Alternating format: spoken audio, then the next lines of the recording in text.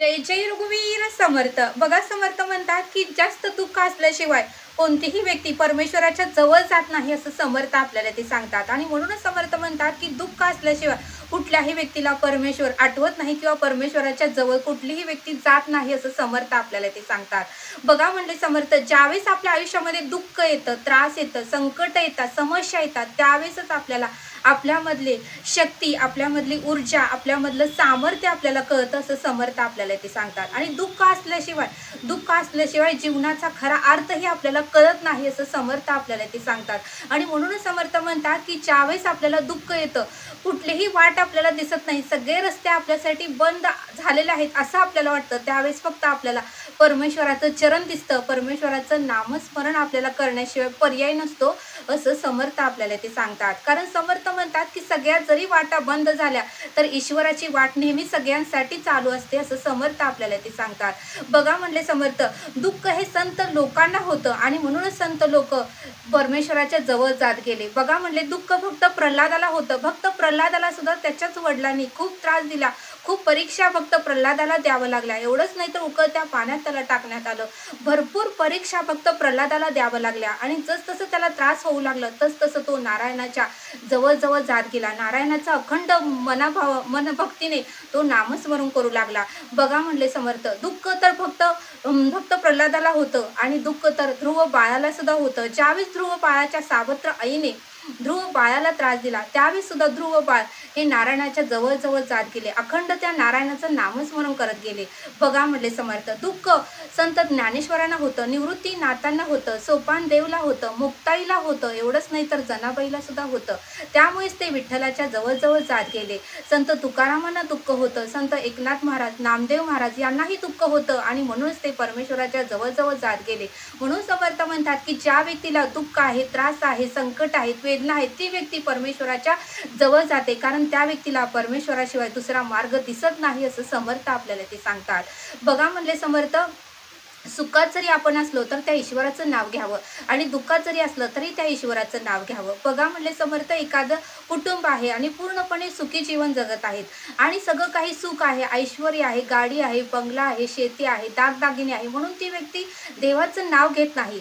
पण त्याच घरातील एखाद्या व्यक्तीचा जर ॲक्सिडेंट झाला आणि ती जर व्यक्ती ICU मध्ये असेल तर त्यावेळेस त्या घरातले सगळे व्यक्ती देवाच्या गाभाऱ्यात जातात आणि अखंड नामस्मरण करतात. का तर ती ICU मधली व्यक्ती बरी व्हावी आणि ती ती सुखरूपपणे घरी यावी यासाठी अंतःकरणातून त्या भगवंताचं नाव घेतात. बघा, म्हणले समर्थ, मग सुखी असताना का देवाचं नाव घेत नाही? ज्यावेळेस त्यांच्या आयुष्यामध्ये दुःख येतं त्यावेळेस मात्र अंतःकरणातून त्या भगवंताचं नाव घेतलं जातं.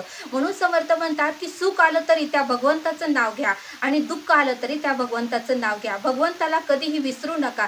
जसं आपण नियमितपणे जेवण करतो, नियमितपणे कामाला जातो, नियमितपणे घरातील कामं करतो, तसं नियमितपणे त्या ईश्वराचं, त्या भगवंताचं, त्या परब्रह्माचं आपल्याला नाव घेता आलं पाहिजे, कारण हा सृष्टी निर्माण करणारा तो कर्ता एकच आहे असं समर्थ आपल्याला ते सांगतात.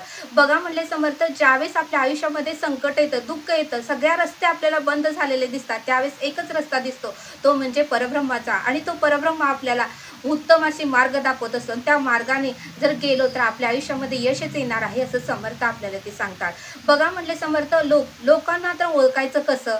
तर बघा, म्हणले लोकांचे दोन स्वभाव झालेले आहेत आता युगामध्ये. सत्वयुगामध्ये, त्रेतायुगामध्ये आणि द्वापार युगामध्ये लोकांचे स्वभाव चांगले होते. एखाद्या व्यक्तीला जर काटा मोडला तर दुसऱ्याच्या डोळ्यात पाणी यायचं. पण आता कलियुगामध्ये एकदम स्वार्थी व्यक्ती झालेत की एखाद्याच्या जर पायामध्ये काटा टोचला तर दुसऱ्याला आनंद होतो. बघा, म्हणले समर्थ, आता एखाद्या व्यक्तीचा जर स्वभाव ओळखायचा असेल तर फक्त त्या व्यक्तीला आपण अडचणीत आहे आणि मला फक्त 20,000ची मदत करशील का असं समोरच्या व्यक्तीला म्हणायचं. बघा, म्हणले समर्थ, ती व्यक्ती तुम्हाला जर मदत केली तर ती व्यक्ती खरी आहे आणि तुमच्यावर खरंच तिचं प्रेम आहे असं समजायचं.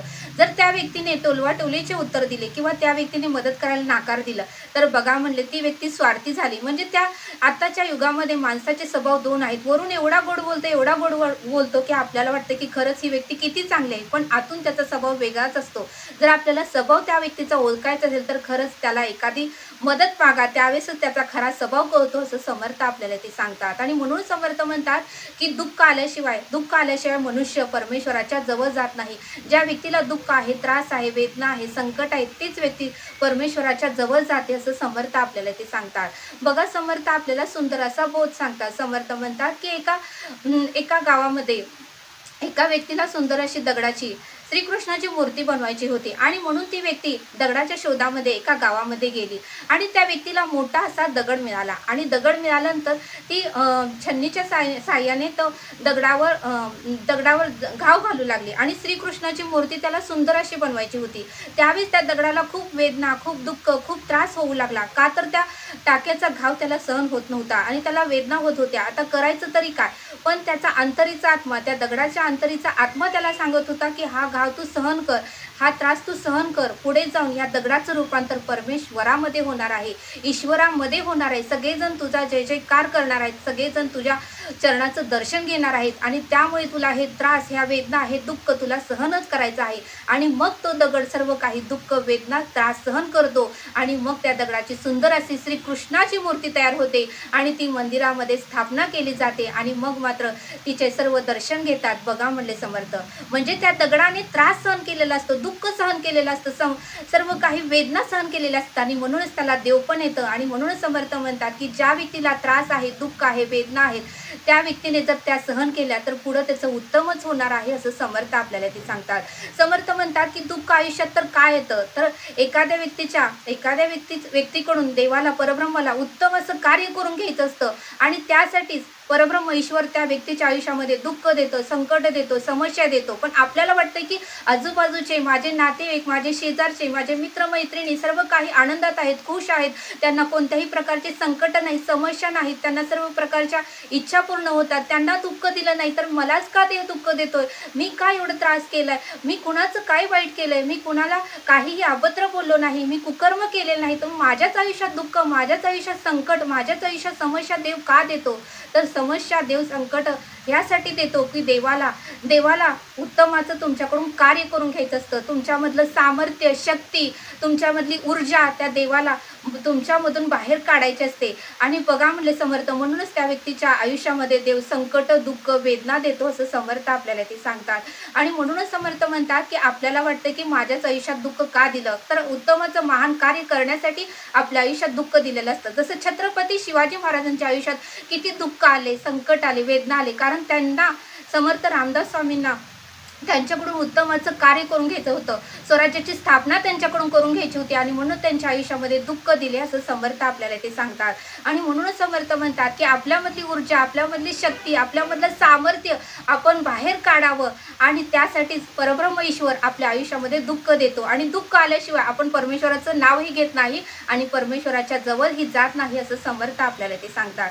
आणि म्हणूनच समर्थ म्हणतात की आयुष्यामध्ये सगळ्यांनी साथ सोडली तरीही तुम्ही काळजी करू नका. भगवंत परब्रह्म तुमची साथ मात्र मृत्यू येईपर्यंत सोडत नाही. आणि म्हणूनच समर्थ म्हणतात की तुम्हीही परब्रह्माची साथ सोडू नका, परब्रह्माचं नामस्मरण सोडू नका, सत्कर्म करायचं सोडू नका आणि उत्तमाचे, इतरांचे आशीर्वाद घेत राहा. तुमचंही उत्तमच होईल, कल्याणच होईल असं समर्थ आपल्याला ते सांगतात. कारण आपण सगळी लेकरं त्याचीच आहेत, सृष्टीचा तो मालक आहे आणि त्याने कोणावरही अन्याय केलेला नाही. म्हणूनच समर्थ म्हणतात की दुःख आलं म्हणून हरू नका किंवा त्रास करून घेऊ नका. दुःख आलं तरी त्या परब्रह्माचं नामस्मरण करा आणि सुख आलं तरी त्या परब्रह्माचं नामस्मरण करा. अख्ख्या जगाने जरी तुमची साथ सोडली तर परब्रह्म ईश्वर तुमची साथ कधीही सोडणार नाही असं समर्थ आपल्याला ते सांगतात. आणि म्हणूनच समर्थ म्हणतात की दुःख आल्याशिवाय माणूस परमेश्वराच्या जवळ जात नाही असं समर्थाने आपल्याला ते सांगितलं. म्हणून समर्थ म्हणतात की दुःख आलं तरी हार मानू नका आणि सुख आलं तरी अहंकार बाळगू नका. सुखातही त्या परब्रह्माचं नामस्मरण करा आणि दुःखातही त्या परब्रह्माचं नामस्मरण करा असं समर्थांनी आपल्याला ते सांगितलं. तरी आता आपण येथेच थांबूया. धन्यवाद. जय सद्गुरू.